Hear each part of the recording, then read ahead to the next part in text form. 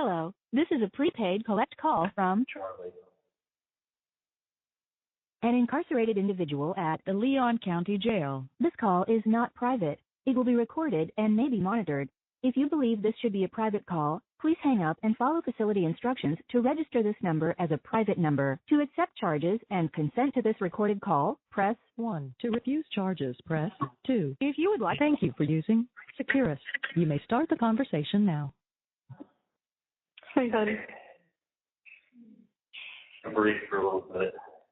You're supposed to agree a little? Okay. Yeah. I spoke to Dan, so I know he's trying. I know he's trying to get in there. I know he wants to see you before he leaves, so he's working on it. It's not like so he doesn't have a time yet, but he knows that's what he's working on, is getting in there to see you. Okay. Okay. And so at least you'll get to see him this morning. And yeah, just taking care of stuff. Listen, you're better off taking the Xanax than getting yourself having a heart attack. Yeah. Yeah. Okay. Well, we did that. We did that. So yeah. We sound better than before, right? We did that. Yeah. No, definitely. Trust me, I wish I could take it. I know.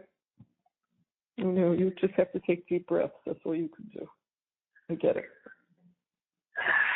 I told them when it came by my room to check on me at 6 and then 8:30. I'm like, I want to get out of it. Like, they put me in this room for observation, so this room is going to make me crazy than like being in my own room. You know, it's like I can't. It's a mirrored glass. So you got mirrored glass and a video camera in here, and like lime green walls with blood and shit on the ceiling. Literally, not like good figuratively. Like, yeah, I know, I get it. The feces all over the place. It's like, you know, you're like in a box and you can't see out. The concrete box. There's no outlet to see out at all. Nothing. There's the cell door has 2 panes of mirrored glass. So you just look at yourself. Just look at yourself. You can't see out. Okay. And then there's like a 3-inch wide pane of glass on the back wall, but that's frosted. You can just tell if it's light or dark outside. And then you got the bright lights that they don't turn off, and you got the video camera in here.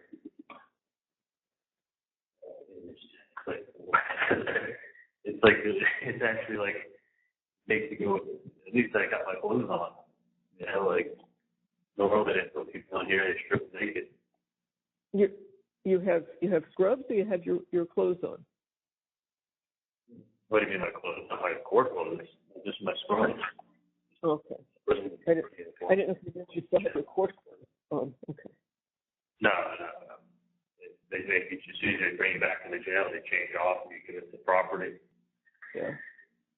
Speaking of having, when Dan comes to the jail, I'm going to have him pick up my all my property here.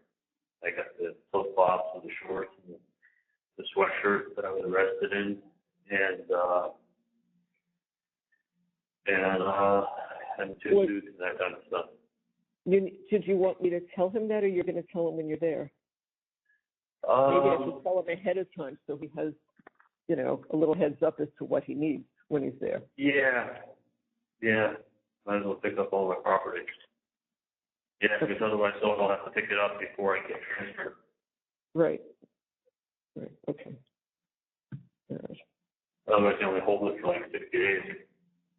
Yeah, okay. So I'm going to make the best of what I can make the best of. And say that again, Charlie. I'm going to make the best of what I can make the best of, I guess. That's right. I just literally. I think you're in shock. We all are in shock. I'm kind of in shock. I've been less in shock, but like in my own cell that I've been in for the last 13 months. But it's like changing the cell, and then like it's also like everything was going so good. Like I was feeling so positive. Everybody was saying everything positive, and like, and you know what my initial thought was about going to a trial in Tallahassee was it's going to be a fucking joke. It's absolutely, and I had no idea how much media, and that's before I even knew how much media is attached to this case, social media, and how big of a case it's gotten. That was before all this. Yeah. Like, trust me, like I don't have access to like what people have access to, but I know I wake up in the morning at 7:30 in the morning, and like this morning I have the radio I'm listening to, and the guy's talking about my case and legal experts on talking about things, talking about Appleman, and talking about the whole case. Mentor lawyer is calling into the radio while I'm sitting in my jail cell listening. The comments after you testified, trust me, were all positive. All positive. But you got to understand. But that's not the jury. And I don't want to look at detail. But when I was sitting there and I saw her closing, I was just like, because of what she was doing. She was like, I know, slowly, but you know what? Yeah. They decided before that. Before that. No, I know that too, because when they came in Monday morning, none of the jurors looked at me. They would not make eye contact with me. Monday morning, they wouldn't make eye contact. But that's not a good sign. And it's like a couple of, like, even during, I mean, like, it was just, I mean, I just, my gut instinct about, they say, like, follow your gut, at least be like, it's like, remember, like, when I had that pet, having they like, no, he's fine. It takes some time for the antibiotics to come in, and my gut was telling me, like, no, this is so wrong. It's not the Benadryl. It's doing it to end, so, like, he's dying. Like, there's something wrong with him. But I wanted to believe everything I was being told because he was a vet. That was like, I'm not a vet with, and I'm like, no, I knew there was something wrong. But I was like, I wanted to believe that it wasn't what I was seeing before my eyes. And I thought I was doing everything. And I kept asking the guy, listen, is there any chance in the world that he will die? Is there any chance in the world? No. Like, it was just a spider bite. Yeah. Thanks, buddy. And I swear to God, I saw something bite him, but it struck him quickly. The yelp. And I was like, no, I couldn't have seen what I just saw because it was also the day that he got bit. And I was like, no, I couldn't have just seen that. That can't, it's impossible. Yeah, I saw what I saw. I just couldn't believe when I caught out of the corner of my eye and believed that that's bullshit. See where that got me? And I knew there was, like, I kept asking him. It's just the same kind of shit with this. Like, I knew. I'm not saying I didn't know. I knew. And then I sit here and I'm like, it feels like the same thing, to be honest with you. Yeah. You know what I mean? Me too. It's like I knew, but it's like, who am I to know? Like, I knew. I had a gut instinct. I knew what I wanted to do. And I knew what I should have done. And it was like, listen to what? Like, I got some good advice. I knew what I should have done, and I didn't do it. And now it's like it was with them, so too late. What do I say?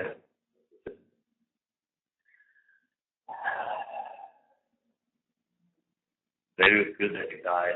It would honestly made it that much harder for me being in here with him out there.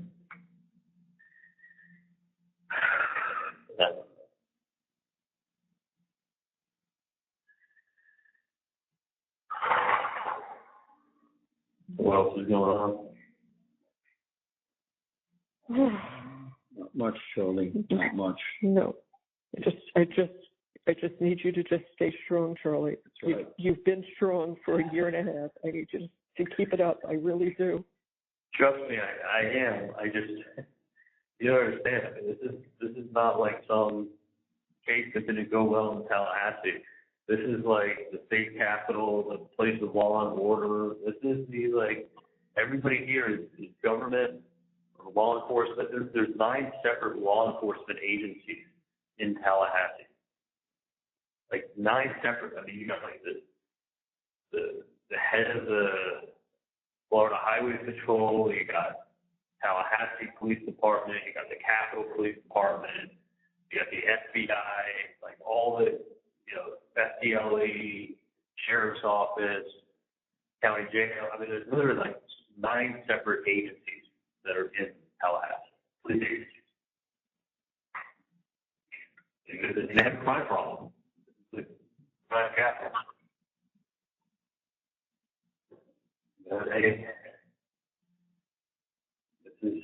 It looks like a nice city when I drive around. It looks like there's a lot of nice trees, kind of next to not too small town, not a big town by any means. That looks like a college town.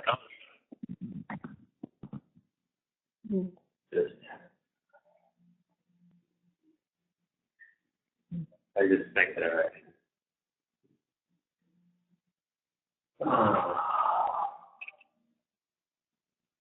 Dan said to tell you that he's heading there within the hour. Okay. So, but I did tell him about my clothes. Yeah, I said, Charlie asked you, where am I here? I don't know where I'm going. Charlie asked you to please pick up his property before you leave. And he said, of course, I'm heading there within the hour. Okay. Let me tell you something. Oh. Yeah, I just talked to Bree for 30 minutes before I called you guys. That's what you said. But it's over the next couple days, I guess we'll talk and we'll figure out what to do with the number, what to do about a number of items and things. Yeah, what I would like you to do is on those calls that you want to talk to me, call, right. And he will get the information to us, but don't talk to me over the phone about any of this. Yeah, no, I know, of course. I'll tell Dan and Dan will relay the message to you. Exactly. As far as the dog and right. That kind of stuff and anything else. Okay, perfect. So it's give it a lot of thought. Anything that you want. Anything that you can think of that you want or needs to be done or whatever, you have a couple of days. Just think about it and let us know what to do, or let Dan know what to do, and we'll follow it through. Yeah, no, I'll make a list of things we're probably going to get taken care of.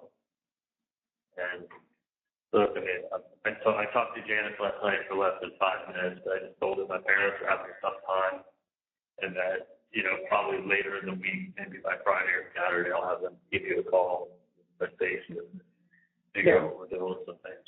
Right, you'll have a better idea then. That's right. So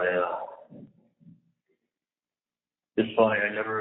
Listen. I love Buddy. He was a great dog, but I was in such a fucked up headspace when I got him. I know. I was honestly so depressed with losing him though that should have been my sign. That should have been my big fucking flashing neon sign right there. But I still tried to make things work and get a new dog and honestly I was depressed having him the first so much time, and then I had him a year and a half, and then I've been gone a year and a half. Exactly. I got him in August, and then I got him in October.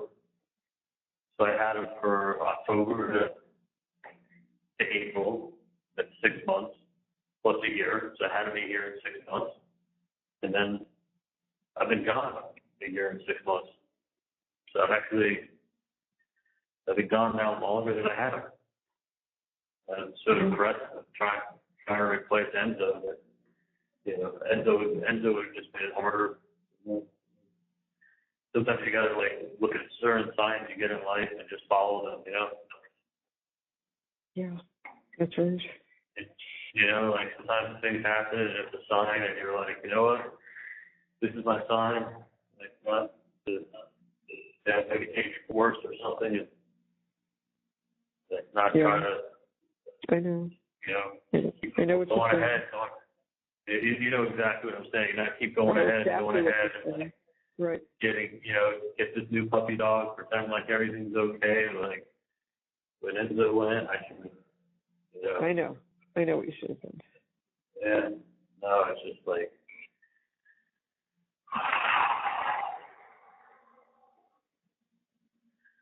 What a year, I mean, but it's funny, when people die and you're in jail, it doesn't even seem real, because you're not looking at photos of them, you're not going to the funeral, you don't talk to people, it's just kind of you just don't talk to them on the phone. But a lot of people I don't talk to on the phone, so it doesn't feel like everyone you don't talk to on the phone is dead, it just feels like they're alive, you're just not talking to them. In this past year, I mean, I can't fucking believe Bud died.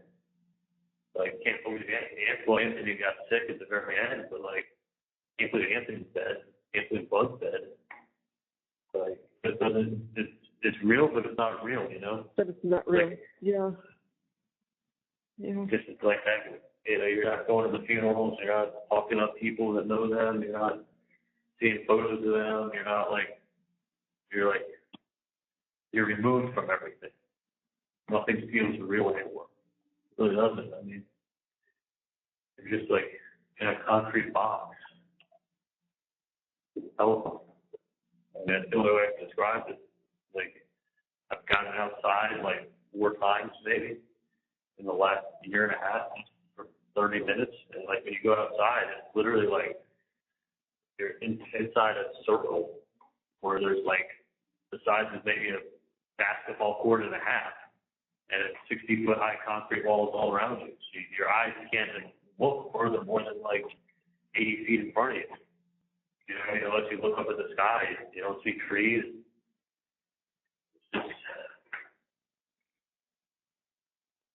It's just very weird.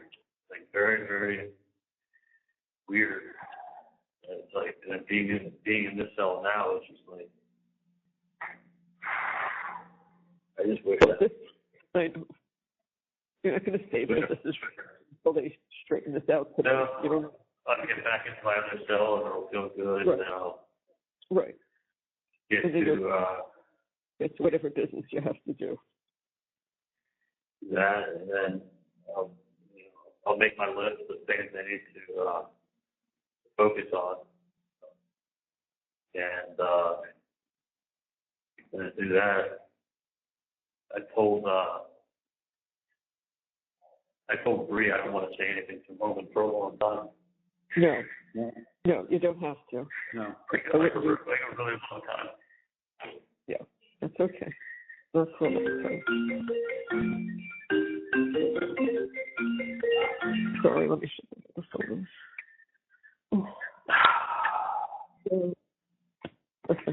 So it's just fucking amazing. My life was so good at one time. I had everything. You know. I mean, literally, I worked hard, set up perfect, did everything right, and then it's nothing was given to me. Nobody was out there, pulling strings and helping me out. It was all done by me. Yep, it's true. I mean, none of it. Even every bit of it that went well, everyone would say, "Oh, your dad's a dentist," or you took over, your dad gave you his practice. I'm like, no, I travel to these offices on my own. Like, I don't even do the same thing my dad does. We do different things. You know? Just like, I think I'm still in I'm like in shock, and then I go from shock to reality to shock. Like, I just stupid, not following my gut instinct. It's reality, okay. And I know you can always second guess, but like, when your gut tells you something, your gut tells you something. Yeah. You know, and you listen to, you get advice. You know, at least if you go with your gut and it's wrong, you can blame yourself. You know, that's the one thing about following your gut instinct. Is that you got nobody else to blame but you.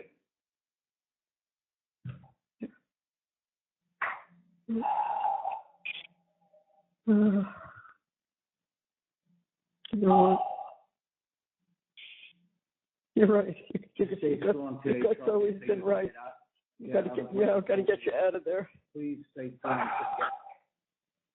No, trust me, I know. You know what you have to do. I know what I have to do, but I also just know the last 3 weeks have been like between, you know, meeting with the lawyers and meeting with, you know, the whole process every day and getting like, you know, totally waking up at 4 and walking up at 5 and dressing out and getting shackled, going up, you know, the whole process of being shackled for 3 hours before you get into the courtroom. Nobody has any idea. No idea. Then you got to walk with these shackles for 10 minutes to get downstairs to the cell they put you in. Then you're eating while you're shackled up. You have like this white bread with a slab with like peanut butter on it. And then they bring you back up to there and you sit in the court and you actually think that it's all going to be like, thought it was going to be a trial of evidence. Like, a trial of like what Dan was preparing me to think that's what we were dealing with. That's right. Like, this is vigilante. This was not a real trial. I know exactly what this was. It wasn't. I mean, like when I saw that closing, I looked at Kate, and I go like, this is not good. Like I just knew, like when I saw that, what she was doing and what she was portraying and what she was saying, and it reminded me more of like a Dateline special being put out there for everybody, with like, you know, just like with her, you know, hometown Tallahassee delivery, you know, to the hometown Tallahassee crowd, you know, like it was just like,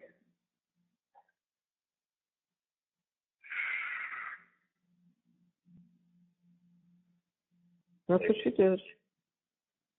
Heavy on the southern accent, added that all in that she doesn't usually have. She added it in every little trick of the book. She really laid it all thick, and the hometown girl brought it home. And like, you know, like she really like,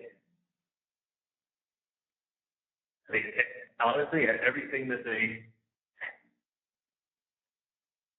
you know, this is cut and paste, take a line out here, take a line out there, like,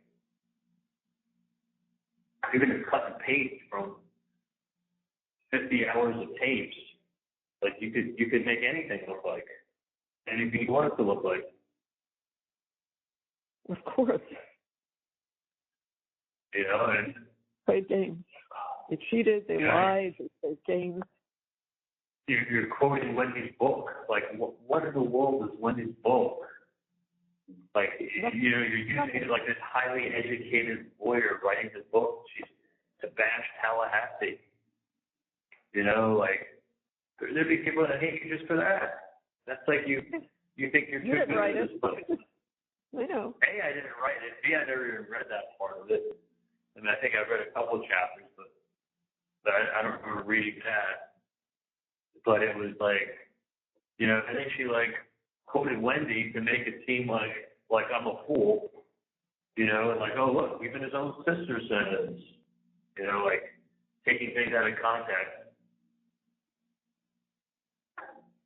Yeah. And it's like, take anything out of context, you can make it sound ridiculous. That's what they did. Either they had a bunch of stupid jurors, or these people knew what they were going to do before they walked in.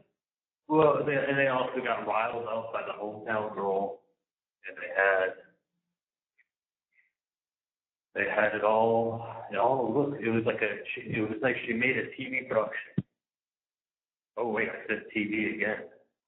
What? Don't say that's the code word. I just said TV. Don't say that. Yeah, like, the code word. They put it together. I mean, like, just.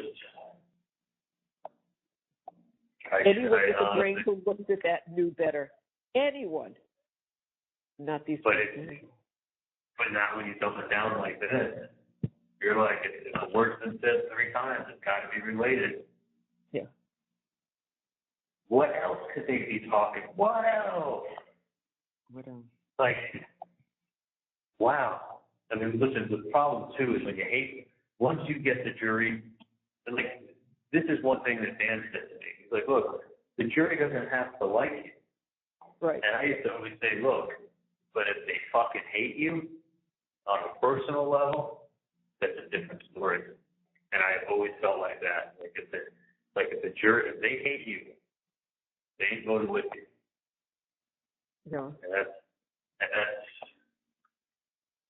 I mean, listen, I know people have said like, oh, you have to look at the law, look at what you're charged with, look at the evidence, and see if the state has proved it beyond a reasonable doubt.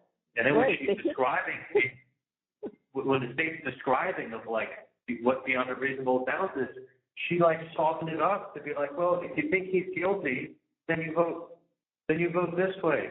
Like, okay, so if you think 51-49 guilty, then you vote guilty. If you think more guilty than not guilty, that's not beyond a reasonable doubt. Beyond a reasonable doubt is like, you know what happened. Yeah. Like you know what happened. Not like he says landline. He called his parents' home phone number from my cell phone to their home phone that they've had for 40 fucking years. Like, that's really odd. Yeah, it is odd. I almost never call that number. Does it have anything to do with anything? No. Nothing had to do. We all know that. None of what she said had anything to do with it. None of it. Wendy's book, the landline, the TV, the this, the that, like, none of it had anything to do with it. But it was all like, it was literally like on a 4th grade level, made for TV, sensational, cut and paste. How could you not see how simple it is? Like, but she was quoting people who fucking hate me or hate Wendy, who have a motive. That's right. Like I see you coming in, like, oh, look at what they're saying, who his best friend says. Wow.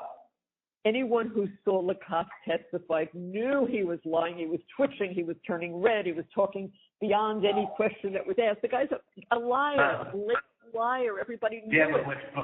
But when she sums it up in the summary, it wasn't him testifying. It was her putting the package together for you. And the package was Georgia Kaplan Presentation 101. And that's what you got. You got the 2-hour summary. It was a nice, tight 2-hour summary with a bunch of like tidbit of facts that were pulled from different things and like nothing that was evidence. But it was enough to make you want to read Wendy's book. That was she's bashing Tallahassee.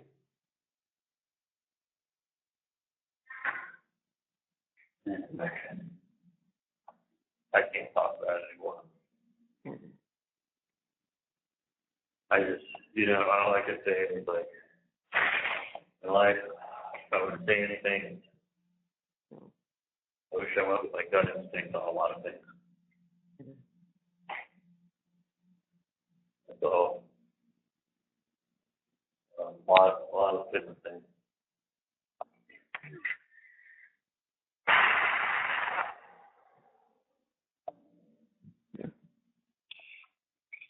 Because now it's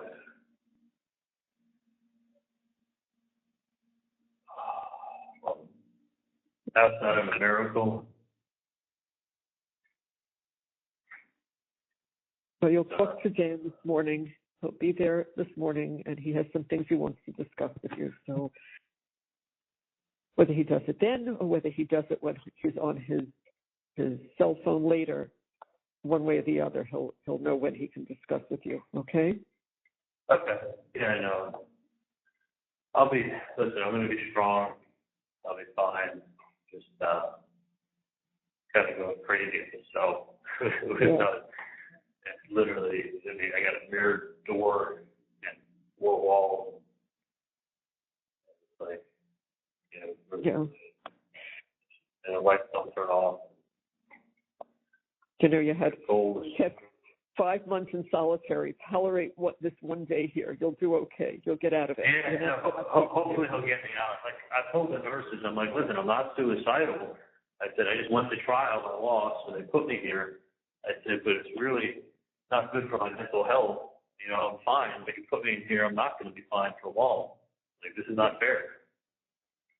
So I think they kind of they got that. So I'm waiting for the chief to come see me. So maybe when Dan gets here, he can also tell them, the guy's actually fine. You're actually putting him in a bad place. Yeah. So I know. You'll talk to Dan about that, and then you'll talk to him in his car going back. That will be you'll be able to discuss other things. But yeah, for right now, that's fine. You'll do that. Right.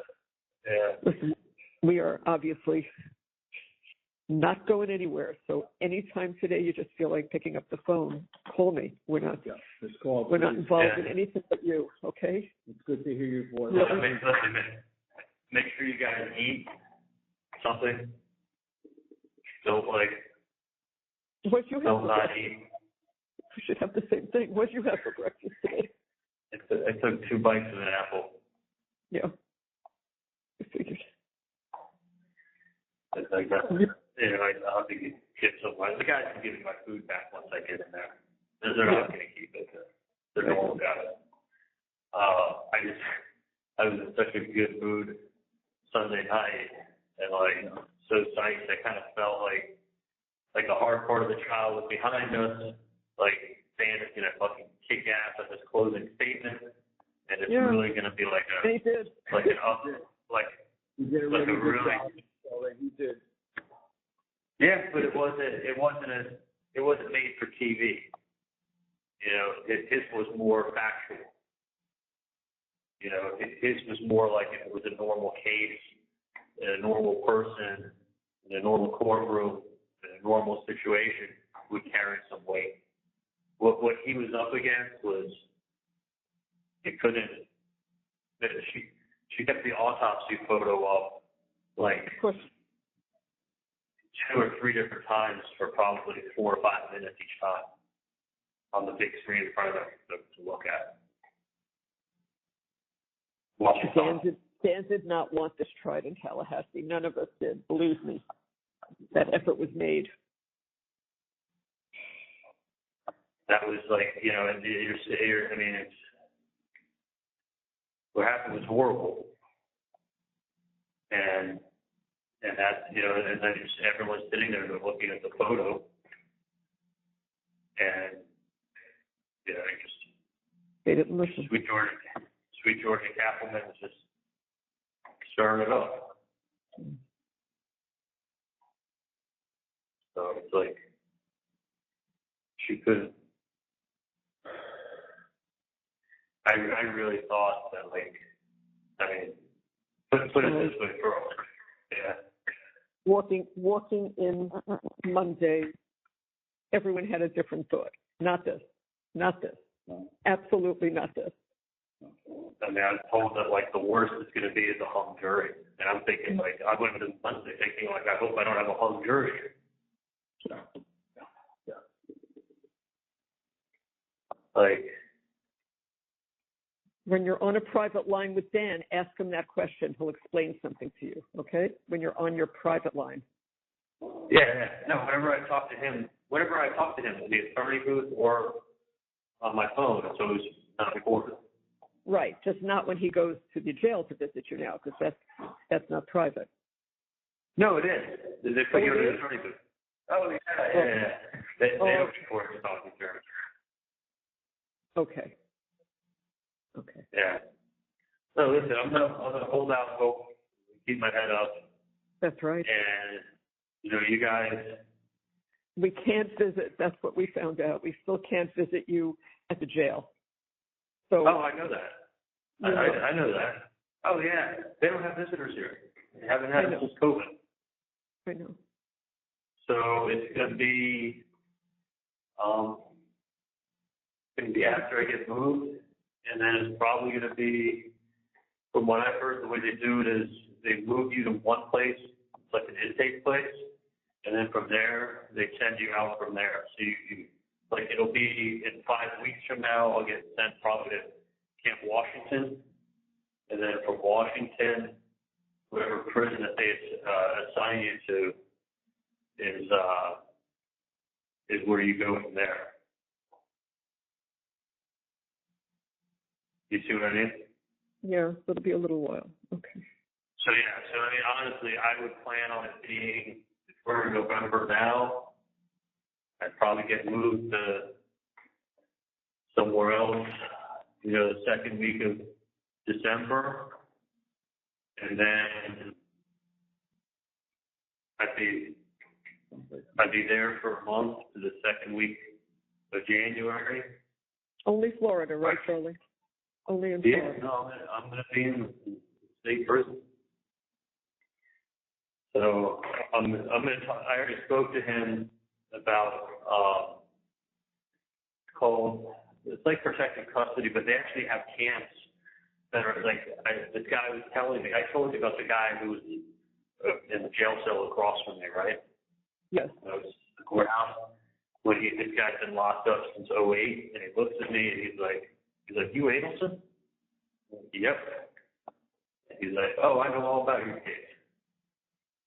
And I'm like, how do you know about my case? You've been locked up since 2008. He goes, oh, because we heard about stuff in prison still. And he told me, like, you got to be in protective management. It's like, That's what they call it? Protective management.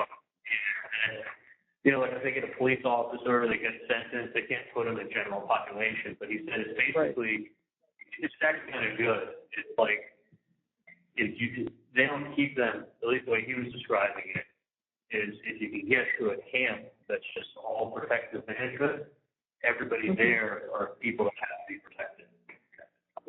So it's not like they have you in a cell by yourself, locked down 23 hours a day, and they're like, okay, you're protected. You're by yourself 23 hours a day. You get to come out an hour a day. Outside of that, you have to be in your cell. I think this is like a general population of all people that have to be protected. So it's like, I guess they put, people that have high profile, people that have police officers, people that they can't put, they keep them all in the general population group unto themselves. Yeah. And it's actually pretty good if you get into one of those. Yeah. So, well, anything he can do, he's going to be doing. You know that. You know that. You work on it. Yeah. And listen, that is the one advantage of it being a high-profile thing, is that they don't want to have a problem themselves either, because it makes the facility look bad. Yeah. Because if you're high profile, you're going to be. They know you're going to be targeted. There's no question at all.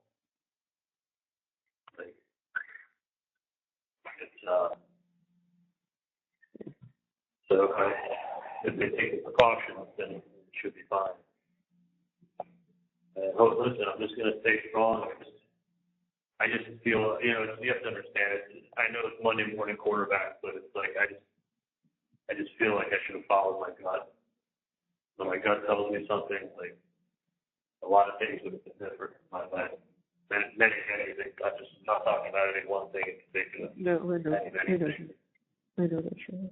It's just like, I don't know, maybe the way I told you to that same day when Enzo died, like maybe my brain is just wired fucked up where I realize things, I recognize things, I know what's going on, and I know it's the right thing, and then I let some fucking vet tell me that it's a spider bite. And I said, he yelled. You don't yell from a spider bite. You yell from a snake bite. Still treated it like a fucking spider bite. I didn't even take a blood test on him. I think I was so hung up on the date that it happened and the other things. I just was like, no, this is impossible. This is fucking impossible. Yeah. This is impossible. Like, I just kept telling myself, there's no way this just happened. And I didn't follow my gut. But who knows, maybe honestly, if that would have been, if Enzo didn't die, it would have taken me in here 100 times worse. So, yeah. Who knows, he would have fucking bitten somebody while I was in here and then caused a problem out there. It would have been that much harder on me. I just look at it now as like, people, you see signs and you know you're done, posting something, fucking obey. Yeah. Just, I do know. Just unfathomable. I was just such a high point on Sunday night, literally going through my stuff, giving everything away. I had to get my socks back. You knew when they came to get you to bring you in the courtroom so quickly. You knew. When they came, I go, you guys are ready for me? I go, does the jury have a question or something? He goes, no, we have a verdict. I go, do you know what the verdict is? He goes, nope, they don't tell us that. They just said they got a verdict. I'm like, oh. And they asked the Kaplan's closing. I go, so would a verdict be a hung jury? He goes, nope, a verdict means that like as I was walking up there, I just remember him saying the words to me. I said, oh, so a verdict could be like a hung jury that reached an impasse? He goes, no, verdict means a verdict. You're either not guilty or guilty. I was like, oh, fuck. Like, after the closing she did and how the people walked in the courtroom that morning and looked at me,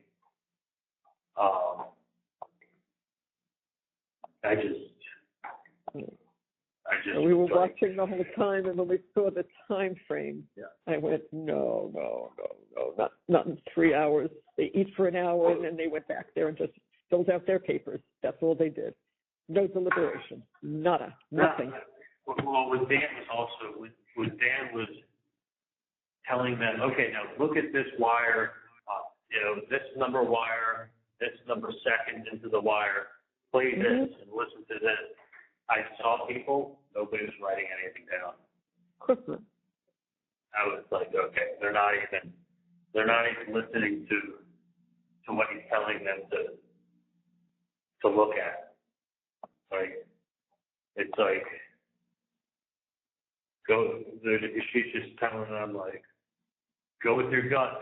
After I make you sick from my 2-hour presentation, and make it so simple for you, I'll even read to you what Wendy wrote in her book. Like,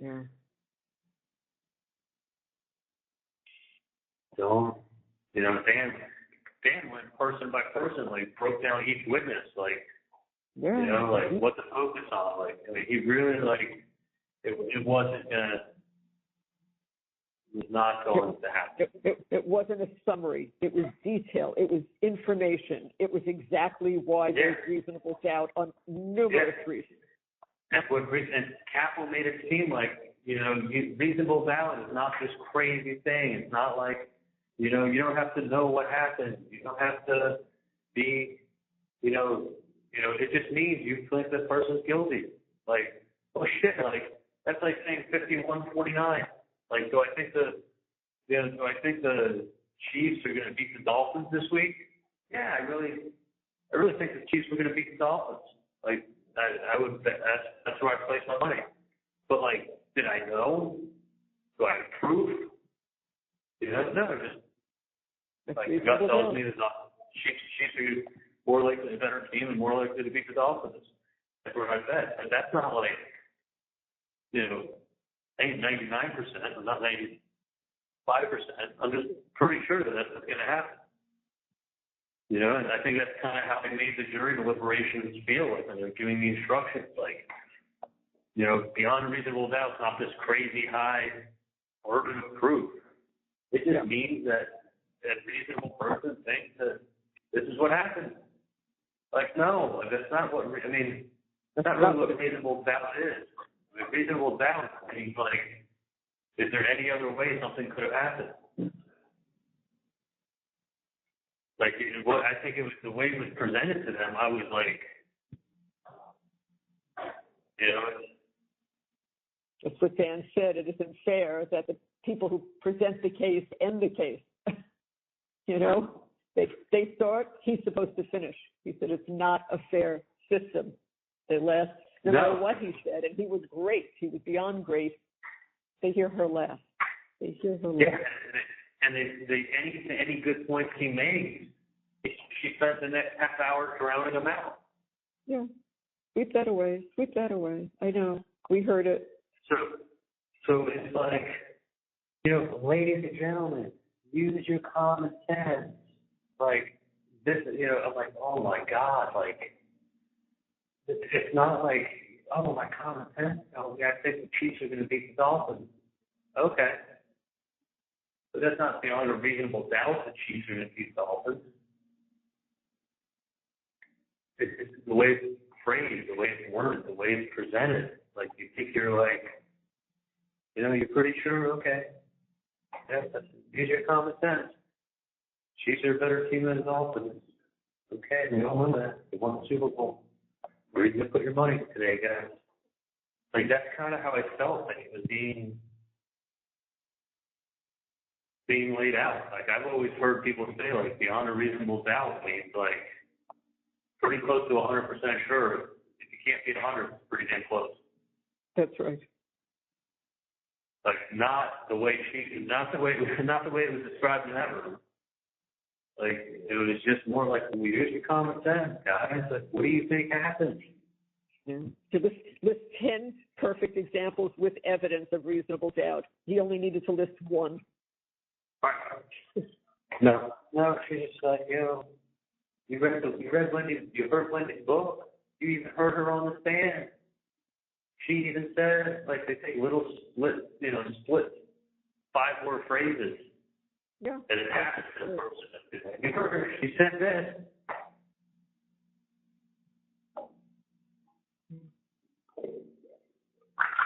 I guess.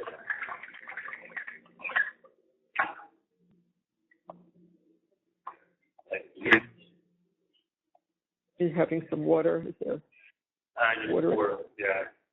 Okay. Water that works in here. So, it's I just said, like, that was so, and in a way, I just wish I went with my gut. I thought it was I don't see how that would have been. I know hindsight's 20/20, but like, yeah, I know. You'll say that. I wish I went with my gut with Enzo. I wish I went with my gut with a lot of other things. And it's just like, you get mad at nobody but yourself. That's the problem. Like, at least you go with your gut, you make a mistake, you're like, you know what, I went with my gut, this is where it got me. Like, my gut always led me to good places in life. When I don't listen to my gut, it's really when I get bad places. Yeah. I know that.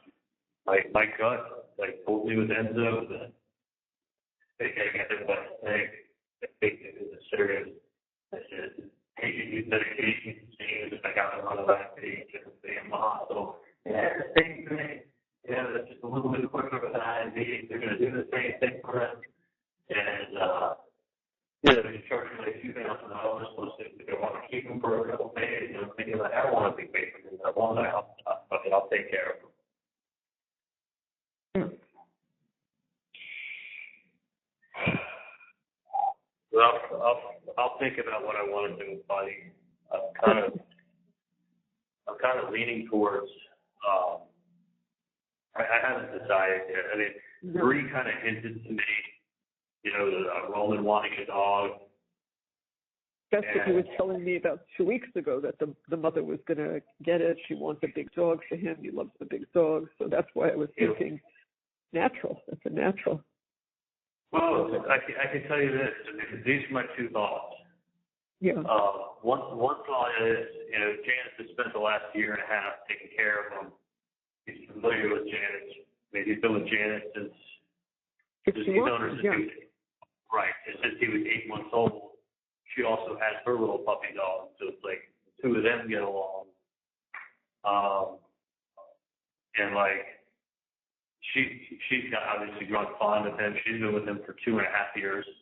Sure. She may have maybe a better fit. My only concern with Roman is that it's an apartment, which is not the biggest thing in the world, but he's used to nice long walks. Bree can't take Roman and Buddy on a nice long walk.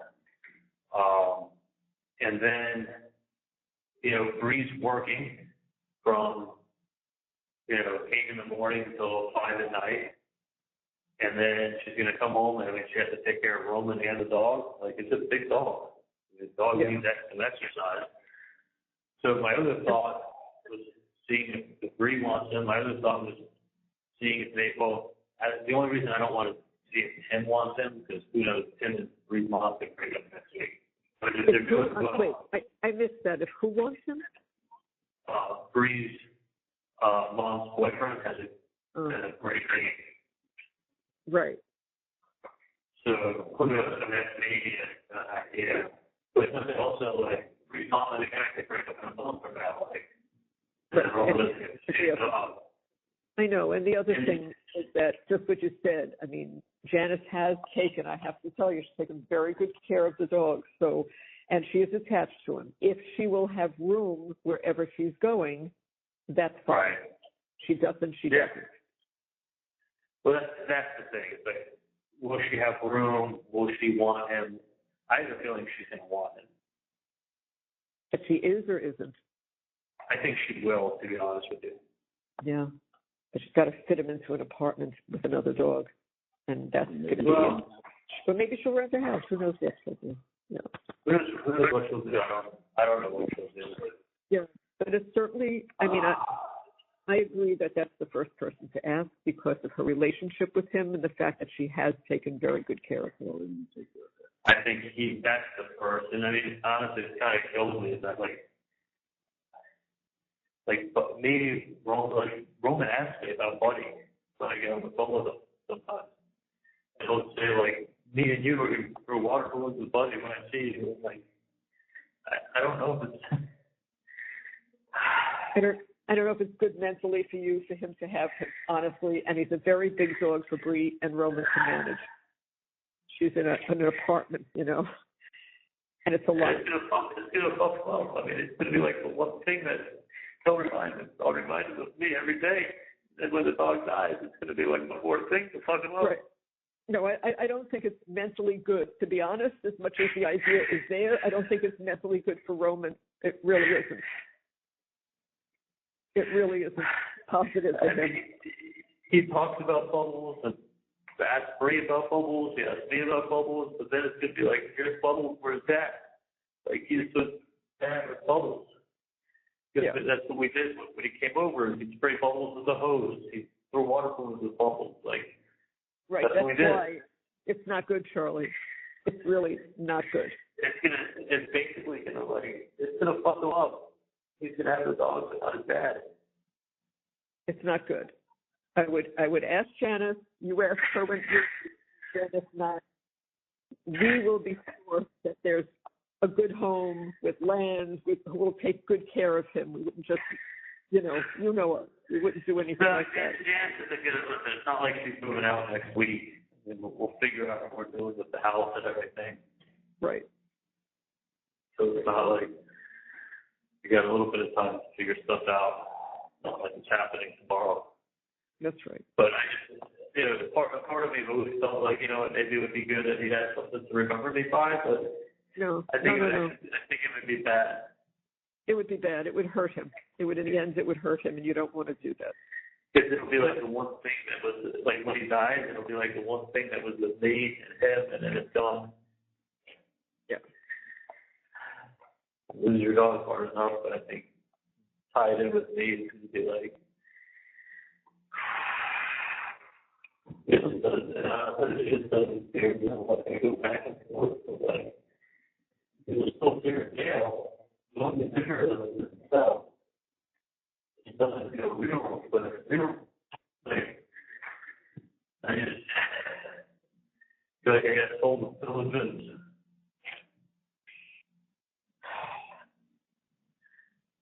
Basically, it's like going through fucking gut instinct. Like, look at how far I got in life by following my gut. Mm-hmm. Like from school to business to friends to like, everything was like the building. Everything was good. Everything was like getting ahead. Like I was so much further ahead than everybody else. Like I look at all my friends now who are light years ahead of me before I came in here. But like back in like when I was 35 and they were 35, I was the one paying for stuff because like I was so much more successful than they were. Giving them advice. Yeah. Jesus Christ. Like. Yeah, I know. What the fuck? I mean, yesterday I was giving Jerry advice that he should go back and he was questioning whether they should do dirt or not. I said, no, going on and tell him that's the biggest mistake of your life if you don't go for it. And I even finished residency and then I was light years ahead of him. Light years. I've been out practicing for like 6, 12. I was out practicing for 7 years when he was like opening his office. So it's like, think about how much further I was ahead after doing what I did for 7 years, and here he is just taking out loads of his office and starting from scratch, building that place out. Now it's like, Yeah.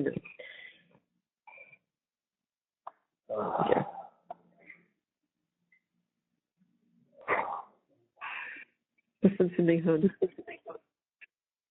Try to take some deep breaths. Try to get yourself calmed down. I know that's an unpleasant situation you're in. And let's, get your time with Dan, and then hopefully they'll come and get you the hell out of there. But just call us and let us know what's going on and where you are. Yeah, okay. No, I'm fine. I don't need to keep repeating myself. No, you're not. It's okay. Not repeating yourself. You're not repeating yourself. All right. No, I am, because I've heard myself say it 4 times. That was bad. This is now. It's okay. You tell me anything you want. I know. I should have. I'm not just talking about any one thing that they do. Oh, I know. I follow my gut instinct, make my own decision. At least I can look back and say, you know what, that was my decision. Good, bad, or indifferent, I made the decision. It's I get to look at myself, recognize something for what it is, and then make a decision, and then let somebody talk me out of it. It's when I'm I was talking about myself, getting talked out of things, but it's just very. This is a place where you can do a lot of thinking. Yeah, I know that. I have a very active mind. I don't have one of these minds that are like, I'm like a German Shepherd. I've got to be busy doing a job or doing something. I can't just like sit idle. You know, some people do. It was my ADD where I always have to be like on the move and doing something and active and like driven and going someplace and always thinking, and this is like the opposite of that environment.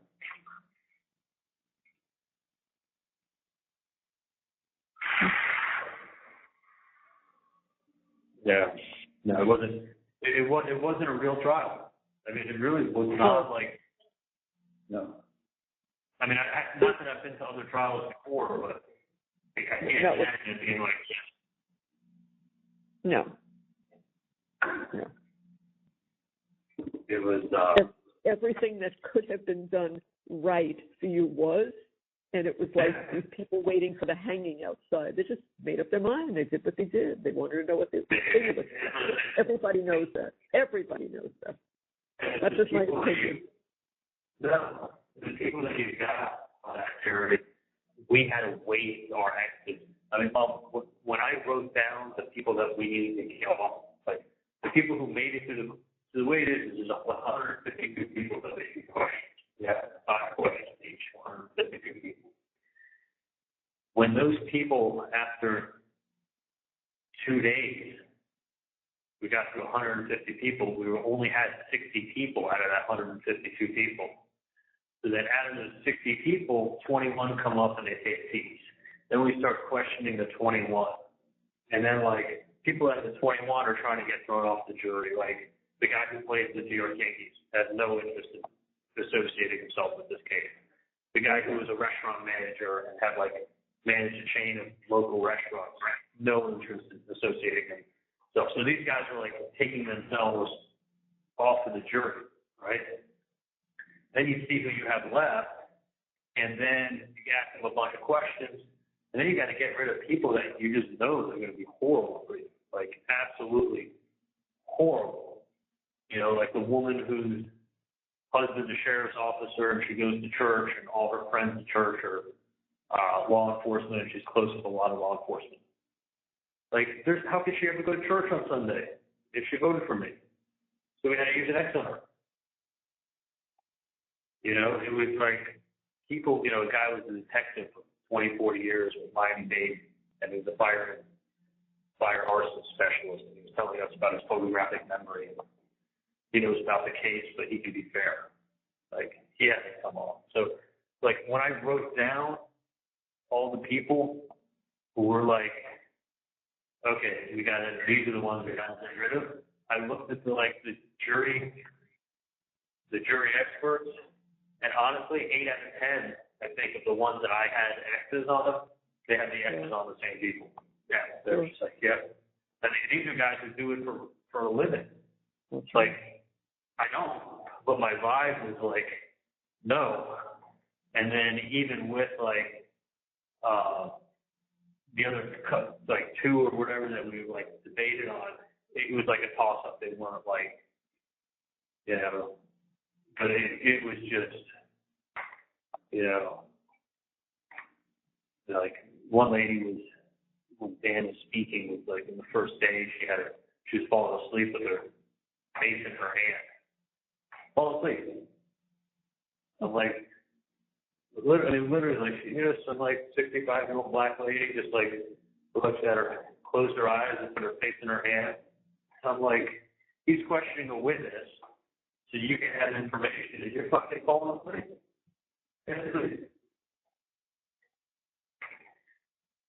You know, and then really it comes down to the summary, the presentation.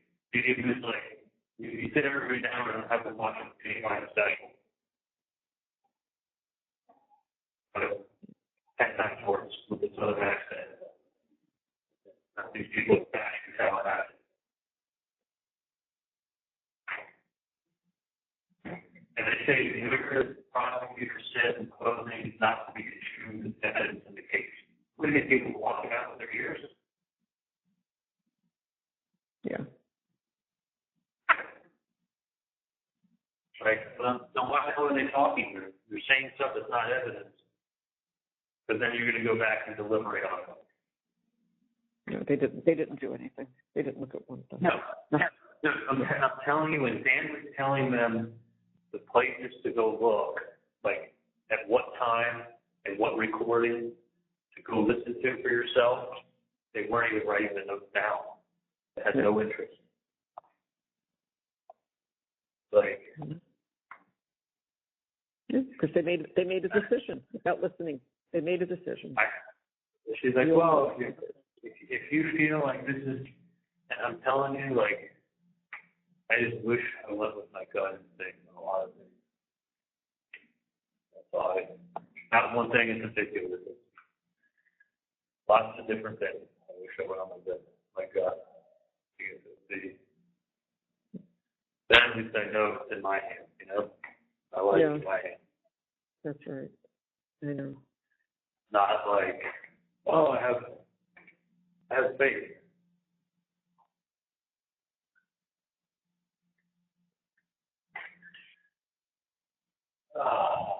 But just remember what I said to you. There's a lot of things that you need to talk to him about. Just remember what I said to you about some things that went on that he needs to tell you, okay? Okay.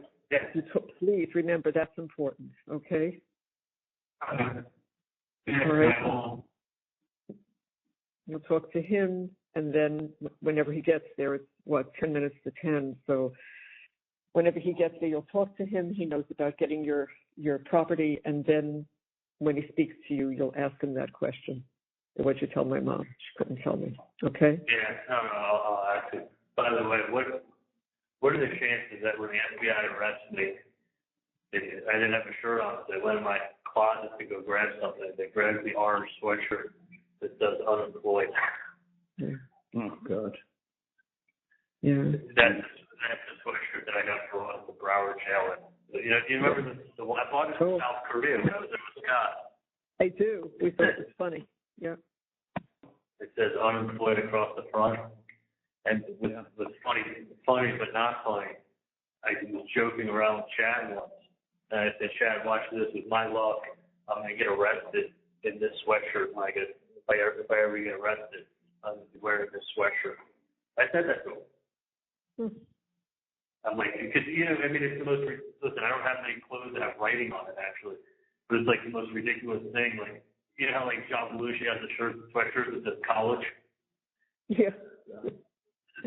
So this was like the take on it. It's all bunch is unemployed across the front. So I was like, man, watch if I ever get arrested, I'm going to be wearing this sweatshirt. I actually wasn't wearing it. They picked it out for me. Really? So, like, yeah, no, I didn't walk out with it. They went in my closet to go get it because I was otherwise just going to be walking into Broward County Jail in a pair of shorts. So they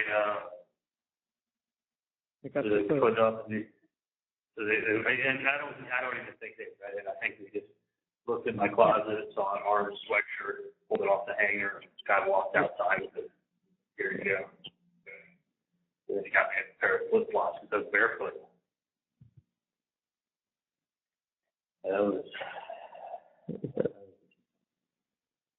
I thought for sure I had a burglar that night morning. Yeah, because you heard the barking. Well, it's not just the barking. I heard the dog barking. I heard the glass breaking.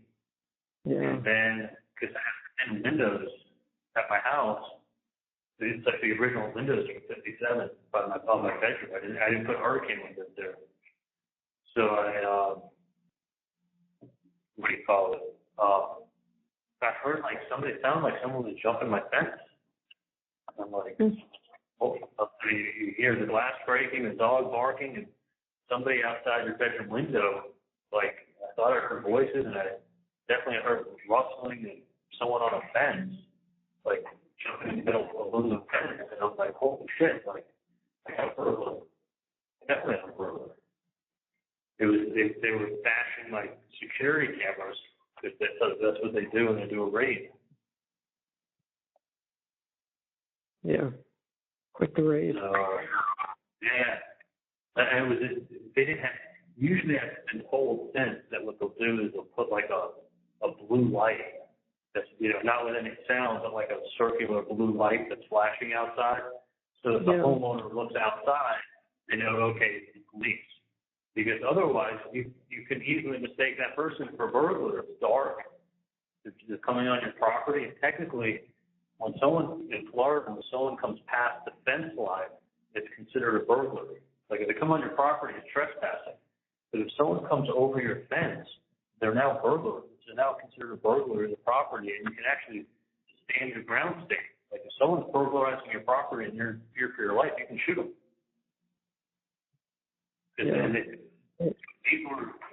This wasn't a burglary.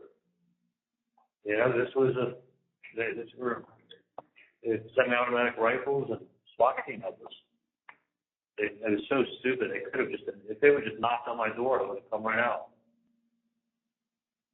Sure. Let's do it that way. No, I could have easily been shot. I could have easily thought I was catching a burglar. Meanwhile, they thought I was coming at them. Just misunderstanding, Did it easily happen? How many of these guys, if they think they have a burglar in their backyard, they're going to come out, armed and ready? That's right. Yeah, probably most of them. Yeah, you got to identify yourself. Of course. I know. But this is special case.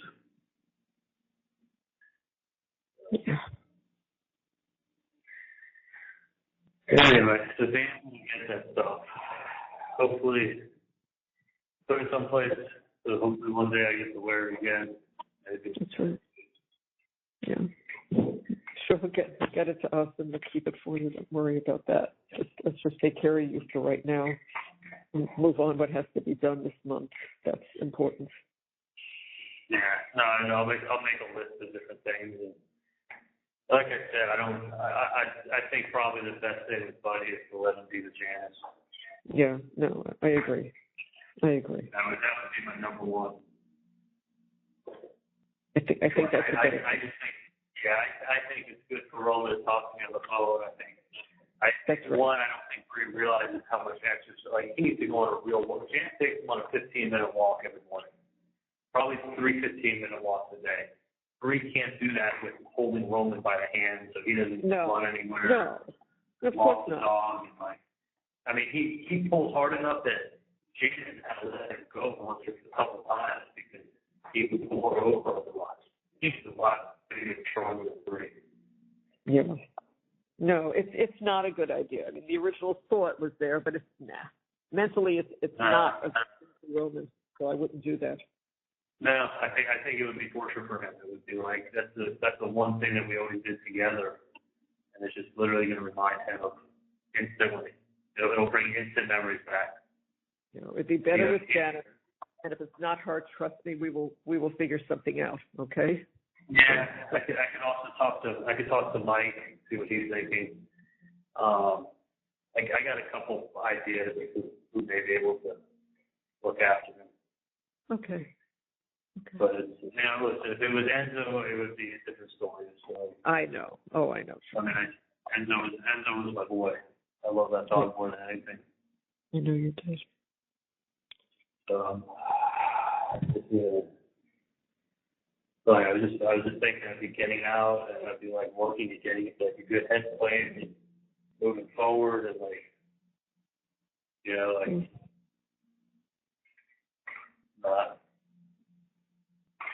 let me let you go. I'll call you guys later, okay? Sounds good, Charlie. I love you. You do. Bye. All right. I'll let you know. Bye. All right.